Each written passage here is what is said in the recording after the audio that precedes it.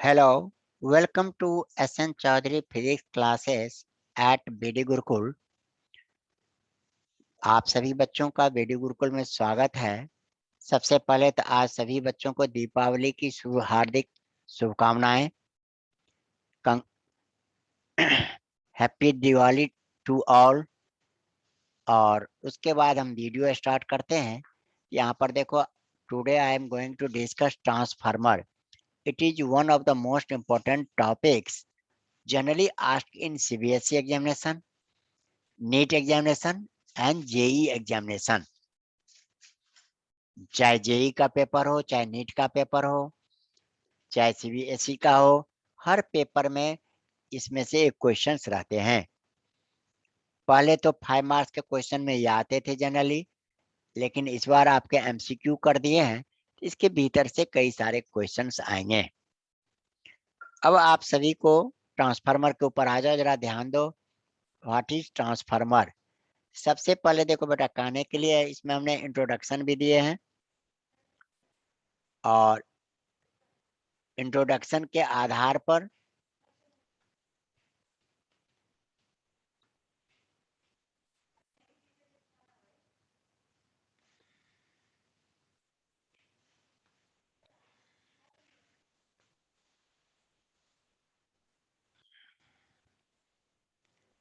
Introduction दिए हैं। अब ये कहोगे सर इंट्रोडक्शन, पहले जनरली इसका क्वेश्चन आता था, explain with the help of diagram working and theory of a transformer.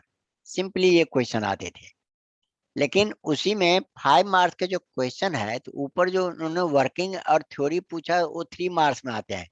1 marks के कई सारे टेल जोड़ देते थे। इसलिए हम बच्चों को कहते थे कि बेटा पूछे चाहे नहीं पूछे, आपको इंट्रोडक्शन भी लिखना है, प्रिंसिपल भी लिखना है, डायग्राम के बारे में भी लिखना है। उन्होंने पूछा वर्किंग थ्योरी, फिर भी आपको ये सब करने हैं। लेकिन अब यही क्वेश्चन आ गया MCQ में, तो MCQ में इसमें बहुत सारे क्वेश्चंस बन जाते हैं, इसलिए इसे केयर करो, ध्यान दो। Introduction. A transformer is an electrical device used for changing AC voltage and AC current. Transformer एक डिवाइस है जिसके द्वारा आप वोल्टेज चेंज कर सकते हो, और साथ साथ वोल्टेज भी चेंज करते हैं और करंट भी हम चेंज कर सकते हैं।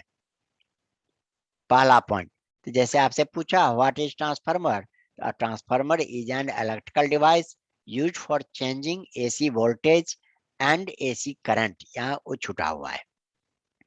बी में, a transformer which increases AC voltage is called a step up transformer।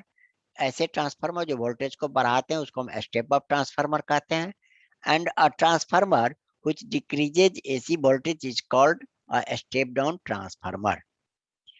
अब यहाँ कहोगे सर कहाँ स्टेप अप लगाते हैं, कहाँ स्टेप डाउन लगाते हैं? समझ लो, जैसे थर्मल पावर स्टेशन है या हिडल पावर स्टेशन है, वहां पर इलेक्ट्रिसिटी जहाँ प्रोड्यूस किए जाते हैं, मान लो ये बहुत दूर एरिया में है, वहां से दिल्ली आ रहा है, मुंबई आ रहा है, शहर में आ रहा है, तो रास्ते में हीटिंग इफेक्ट के कारण बहुत सारे करंट की वैल्यू ज्यादा रहने पर हीट ज्यादा वेस्ट हो, हीट के रूप में ज्यादा एनर्जी वेस्ट होगा। इसलिए वहां पर हम क्या करते हैं, वोल्टेज बढ़ा देते हैं, क्योंकि आप जनरली जानते हो H proportional to I square होता है and H proportional to V होता है। अब यदि V बढ़ाएंगे भी 1 टाइम 2 टाइम, तो हीट भी 1 टाइम 2 टाइम बढ़ेगा। लेकिन यदि हम करंट को 1 टाइम 2 टाइम बढ़ा देते हैं, तो हीटिंग इफेक्ट के रूप में एनर्जी जो लॉस होगा 2 का स्क्वायर 4, 3 का स्क्वायर 9, इस तरह से हीटिंग इफेक्ट के रूप में एनर्जी वेस्ट होगा। अब यहाँ पर इसी से बचने के लिए हिडल पावर स्टेशन में या थर्मल पावर स्टेशन में क्या किया जाता है, जनरेटर के द्वारा जो भी वोल्टेज बनते हैं उन्हें इंक्रीज कर देते हैं, चेंज कर देते हैं। जैसे अब आपको दूर दूर से आते हैं 2,20,000 वोल्ट, 4,40,000 वोल्ट, इस तरह के वायर आते हैं। जनरली आप देखा होगा बेटा, इसको आपके स्कूल के रास्ते में भी है, यहाँ पर यहीं पर देखते हो चौक के बगल में, बाईपास के बगल में बहुत बड़े बड़े खंभे लगे हैं जी। ये खंभे जो वहां से जाते हैं डिस्ट्रीब्यूशन लाइट, ये 2,20,000 वोल्ट का है। और एक वहीं से देखो इस एरिया में, जिस एरिया में हम रहते हैं, इस एरिया के ऊपर से भी एक बहुत बड़े खंभे जाते हैं मार्केट के ऊपर से। ये 4,40,000 का वायर है। तो इस तरह से वोल्टेज बढ़ा देते हैं। ये हो गया स्टेप अप ट्रांसफार्मर। अब जब हमारे घरों के पास आते हैं तो हम तो 4,40,000 वोल्ट यूज नहीं करेंगे या 2,20,000 वोल्ट यूज नहीं करेंगे। यहाँ पर जो हम मोहल्ले में या शहर में या कस्बे में जो ये हम लगाते हैं, ये लगाते हैं स्टेप डाउन ट्रांसफार्मर। ये क्या करेगा, 2,20,000 को 220 वोल्ट में कन्वर्ट कर देगा। इस तरह से आपको ये कहलाएगा स्टेप डाउन ट्रांसफार्मर। इसी का दूसरा एग्जांपल देख लो बेटा। हम लोग मोबाइल चार्जर लगाते हैं। मोबाइल चार्जर, मोबाइल 3-4 वोल्ट पर चलने वाला है और हमें बाहर से सप्लाई आता है 220 वोल्ट। तो हम भीतर में एक जो चार्जर आप कहते हो, चार्जर के भीतर एक ट्रांसफार्मर लगा देते हैं जो क्या करता है, 220 वोल्ट को 2 वोल्ट, 3 वोल्ट, 4 वोल्ट में हम जितना में चाहते हैं उतना में कन्वर्ट कर देते हैं। इस तरह से वोल्टेज को हमने डिक्रीज कर दिया। इस तरह के ट्रांसफार्मर को हम कहते हैं step down transformer. Transformer which decreases AC voltage is called step down transformer. आ गया बेटा समझ में? जी। अब इसी पर 3 MCQ क्वेश्चन बन गया। What is transformer? अब इसी में दे देगा, it changes AC voltage, changes AC current, changes energy, changes power. इस तरह से आपको ये MCQ बन जाते हैं। या AC स्टेप अप ट्रांसफार्मर में लिख देगा, step up transformer increases voltage, decreases voltage, both, none, इस तरह से चॉइस दे देते हैं। इस तरह से स्टेप डाउन में भी दे सकते हैं। अब इसका देखो principle. The working of a transformer is based on the principle of mutual induction. Mutual induction के समय हमने बताया था, एक कॉइल ये है, दूसरा कॉइल ये है। इसमें जब हम करंट पास करते हैं तो इनसे मैग्नेटिक फ्लक्स लिंक्ड होगा और जो इस कॉइल के भीतर से जाएगा। कॉइल को टच नहीं कर रहा है, पास में रखा हुआ है दो कॉइल। तो हमने इस कॉइल में लेफ्ट हैंड वाले में समझो हमने करंट दिया तो ये मैग्नेट बन गया। इनसे जो मैग्नेटिक लाइंस ऑफ फोर्सेस होगा वो इसके भीतर एंट्री करेगा राइट हैंड वाले कॉइल में। और राइट हैंड में जैसे फ्लक्स का चेंज होगा EMF इंड्यूस हो जाते हैं। इसी को हमने बताया था म्यूचुअल इंडक्शन। इसमें भी ऐसे ही दो कॉइल लगाए जाते हैं। The working of transformer is based on principle of mutual induction. Whenever the amount of magnetic flux linked with the coil changes, an EMF is induced in the neighboring coil. जैसे हम एक में magnetic flux change करते हैं तो neighbouring coil में भी flux change करता है, EMF इंड्यूस हो जाते हैं। आ गया बेटा समझ में? हाँ, तो whenever the amount of magnetic flux linked with the coil changes, an EMF is induced in the neighboring coil. एक में जैसे फ्लक्स चेंज करेगा तो दूसरे में भी EMF इंड्यूस हो जाते हैं। अब इसी का वेल लेवल डायग्राम में देखते हो बेटा, सबसे पहले आ जाओ, कर्सर देखो, ये लेमिनेटेड कोर है। हम इतने मोटे कोर का यूज कर सकते थे, लेकिन हमने जैसे एक कॉइल रखा, जैसे ये मान लो एक कोर है, इसी पर दूसरा कोर, तीसरा कोर, इस तरह से रखते हैं।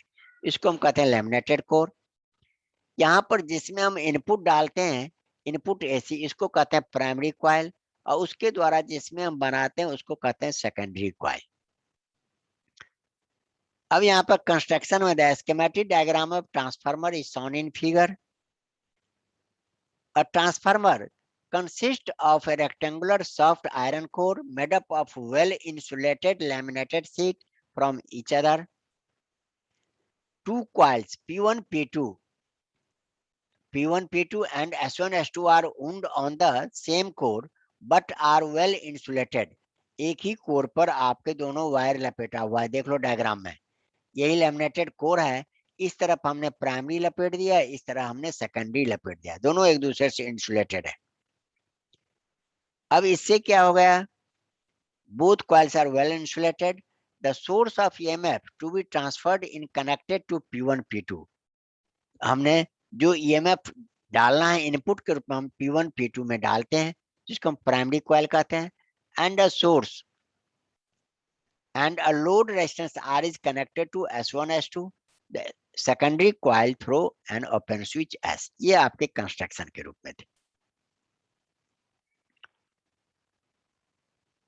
अब इसी में से देखो बेटा एजम्पशन, ये सारे के सारे जो हम यहाँ पर बता रहे हैं एक आइडियल ट्रांसफार्मर के बारे में बता रहे हैं, लेकिन इसमें कुछ बातें ऐसे हैं जिसे मुझे एज्यूम करना पड़ता है। पहला, the resistance of primary and secondary windings are negligible. जो वायर हमने लपेटे हैं उसका रेजिस्टेंस हमने नेग्लिजिबल मान लिया है। The energy loss due to magnetic hysteresis in the iron core is also negligible. जैसे इसमें हम करंट देंगे, इसमें करंट देंगे तो ये मैग्नेट बनेगा कॉइल। आगे बेटा ध्यान में, जी अब ये कॉइल बनेगा, फिर करंट उल्टा जाएगा तो फिर दूसरे डायरेक्शन में मैग्नेट बनेगा, फिर तीसरी डायरेक्शन, इस तरह से मैग्नेटिक फील्ड चेंज होते रहते हैं। इसके कारण कहते हैं हिस्टेरिसिस लॉस जो होता है उसको भी हमने नेग्लिजिबल किया। मैग्नेटाइज डीमैग्नेटाइज करने में जो एनर्जी लॉस है उसको भी हमने नेग्लिजिबल मान लिया। थर्ड पॉइंट है the primary resistance and current are small. जो हमने प्राइमरी वायर में P1 P2 में डाले हैं उसके करंट रेजिस्टेंस भी हमने वेरी स्मॉल लिया, करंट भी वेरी स्मॉल लिया। There is no leakage of magnetic flux. दूसरी बात, एक कॉइल से जो मैग्नेटिक लाइन्स ऑफ फोर्सेस जाते हैं उसमें कोई लिंकेज नहीं होता है, जैसे कि हम आपको डायग्राम में दिखाते हैं। देखो बेटा डायग्राम, यहाँ से जो मैग्नेटिक, यहाँ कर्सर देखना, यहाँ जो मैग्नेटिक फ्लक्स बनेगा वो हम ये कह रहे हैं इससे बन के इसके द्वारा इसमें आ गया, जबकि एक आध कॉइल लाइंस ऑफ फोर्सेस बाहर भी निकल जाएगा, लेकिन हमने यहाँ कंसीडर किए हैं कोई भी मैग्नेटिक लाइंस ऑफ फोर्सेस बाहर नहीं निकलता है। जो भी P1 P2 से चलता है वो S1 S2 में एंट्री करता है।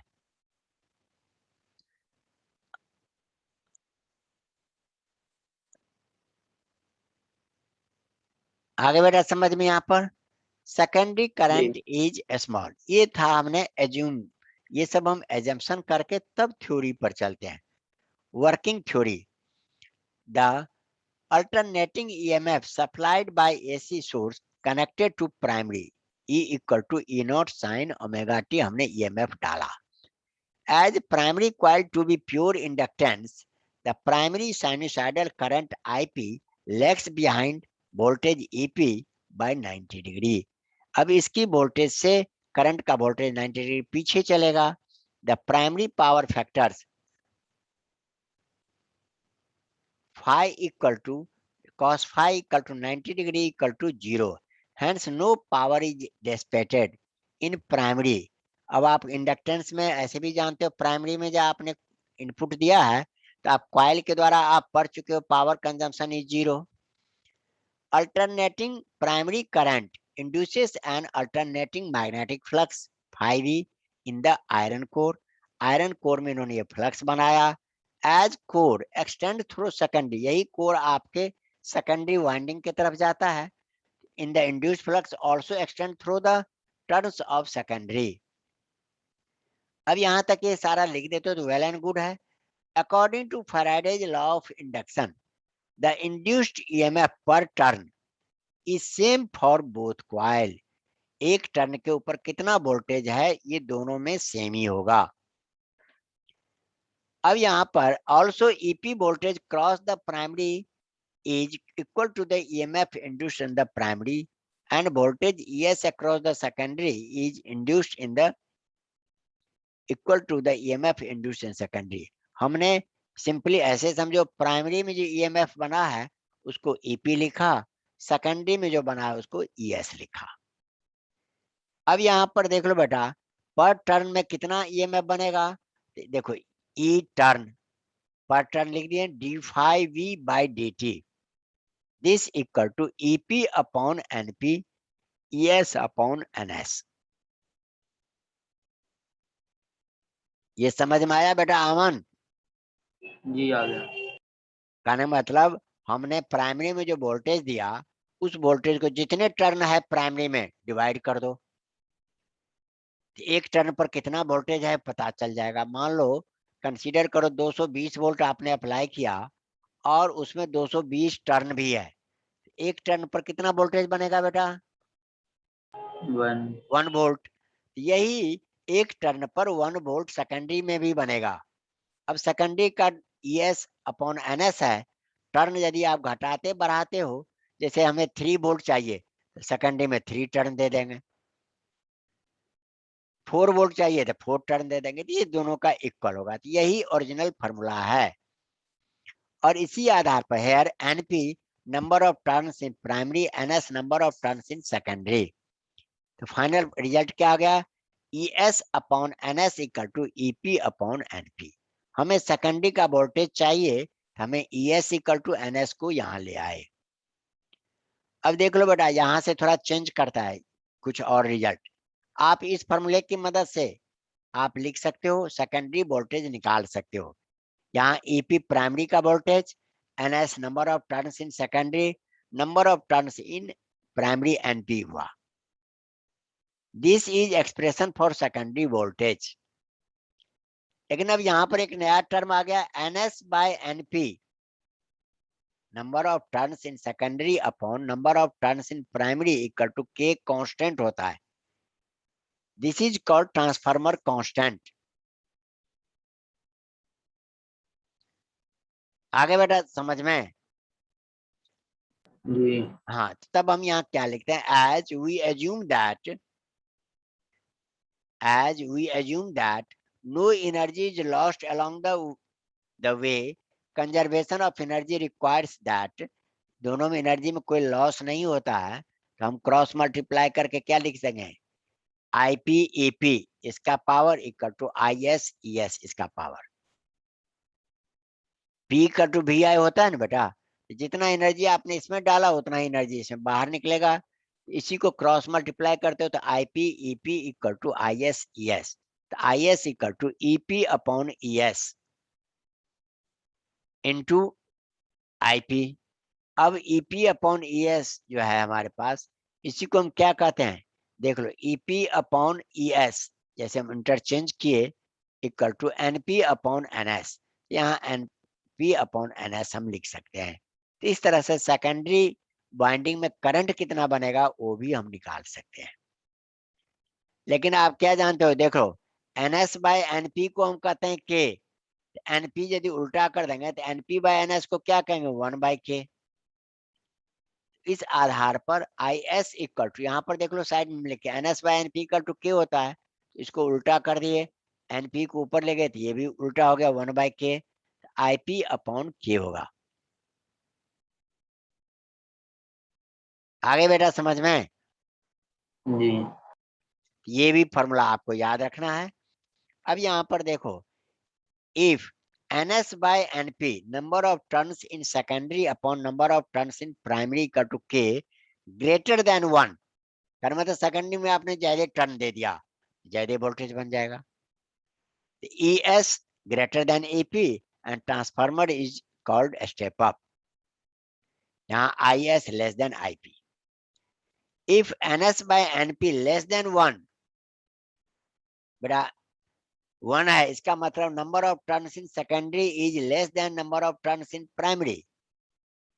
इस केस में ES less than EP, then transformer is step down, IS greater than IP। आगे बेटा समझ में यहाँ तक? जी। अब ये सारे फॉर्मूले याद रखना है। एक्सप्रेशन फॉर लोड रेजिस्टेंस, अब पूरे ट्रांसफार्मर का रेजिस्टेंस कितना होगा? तो हम जनरली क्या जानते हैं? There is no loss of energy, तो energy fed to primary equal to energy output from secondary. IP EP equal to IS ES हमने ऊपर भी निकाला था, तो यहाँ पर IP निकालते हैं, IS ES अपॉन EP। लेकिन हम क्या जानते हैं? ES अपॉन EP को NS बाय NP लिखते हैं, ES अपॉन AP की जगह पर हमने NS बाय NP लिख दिए। अब आपके इस तरह से, और IS को हमने लिख दिया ES बाय R। आपके रिजल्ट देखो बेटा, 1/R बाहर आ गया, ES into NS by NP, एक एक स्टेप लिख दिया हूं जिससे कोई कंफ्यूजन नहीं हो। बट ES इक्वल टू हम पीछे किससे क्या जानते हैं? NS by NP into EP, इस तरह से हमने ये वैल्यू पुट कर दिए।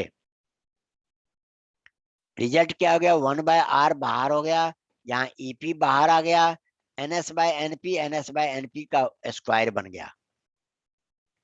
This equation has the form IP equal to EP upon, ये आपका क्या बन गया, IP equal to EP upon R equivalent.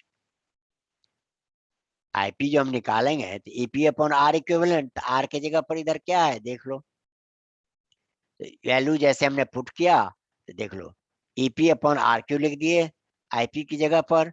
अब इसमें देखो कैंसिल क्या क्या होता है, EP और EP कैंसिल हो गए, R इक्विवेलेंट का फॉर्मूला बन गया NP upon NS square into R।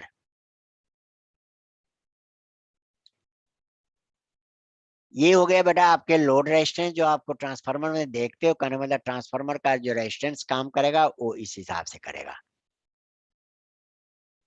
आगे बेटा समझ में आता? जी। अब इसके बाद देखो,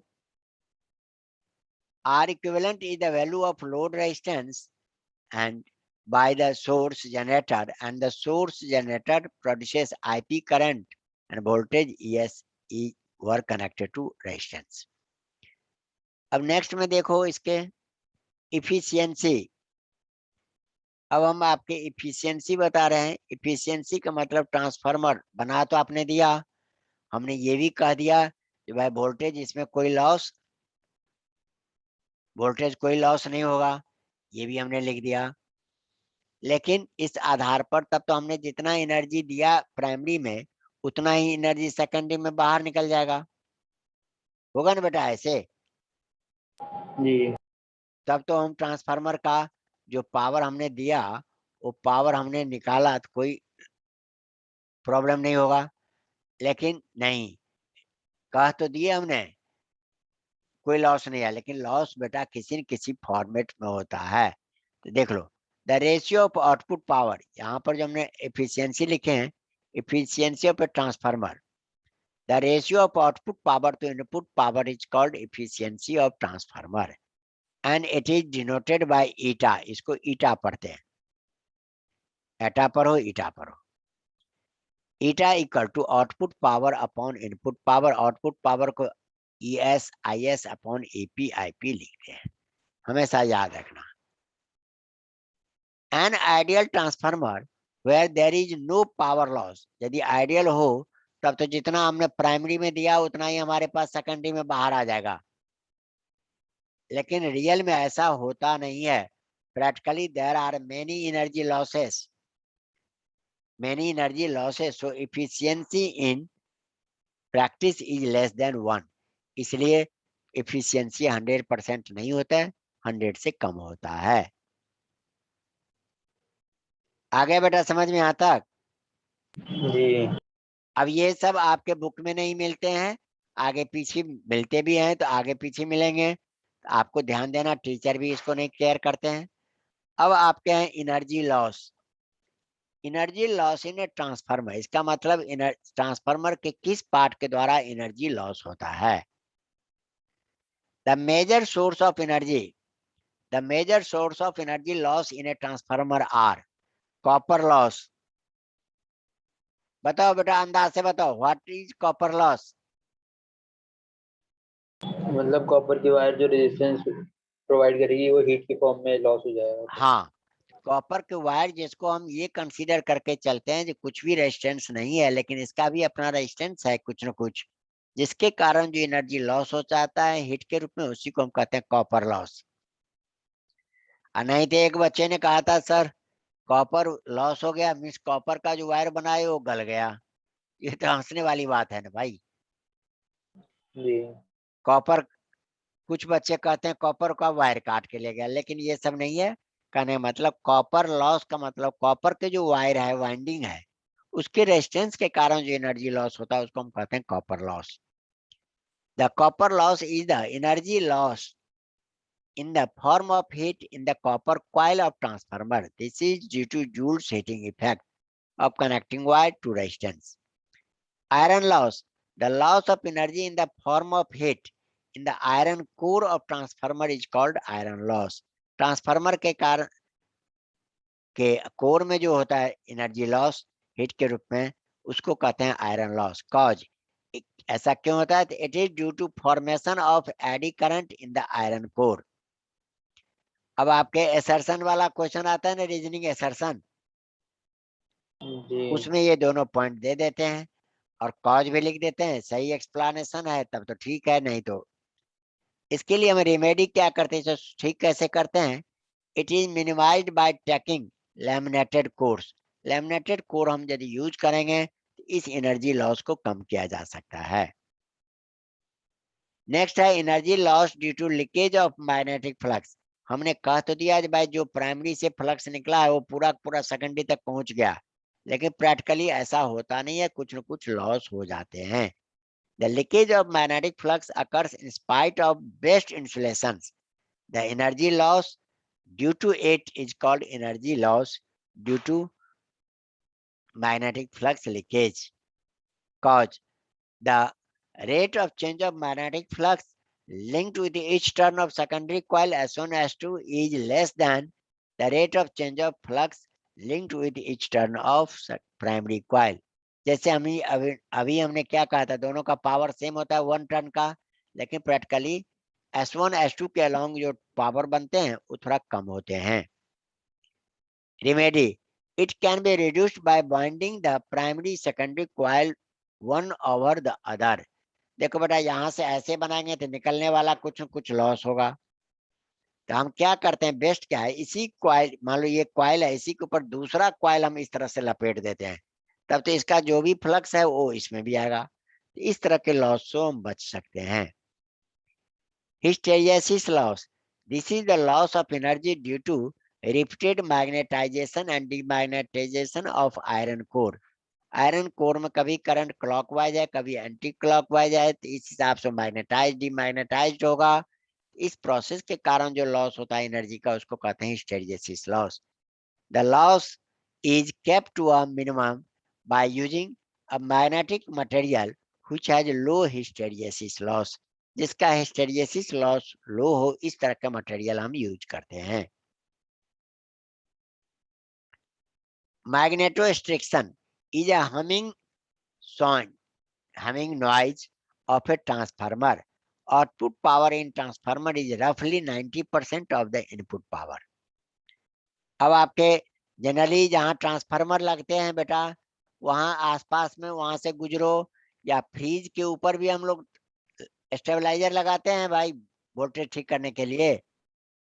जी तो उसके भीतर भी ट्रांसफार्मर होता है, तो वहां से भी आवाज निकलते रहते हैं. इसको magnetostriction, that is humming noise of transformer कहते हैं. ट्रांसफार्मर का यूज क्या है? A transformer is used in almost all AC operations. AC का काम जहां भी हम करेंगे सब जगह इसका यूज होता है. In a voltage regulator for TV, TV के लिए जो वोल्टेज रेगुलेटर लगाते हैं, या रेफ्रिजरेटर के लिए लगाते हैं, या कंप्यूटर, एयर कंडीशनर, इन सारे जगह ट्रांसफार्मर का काम होता है.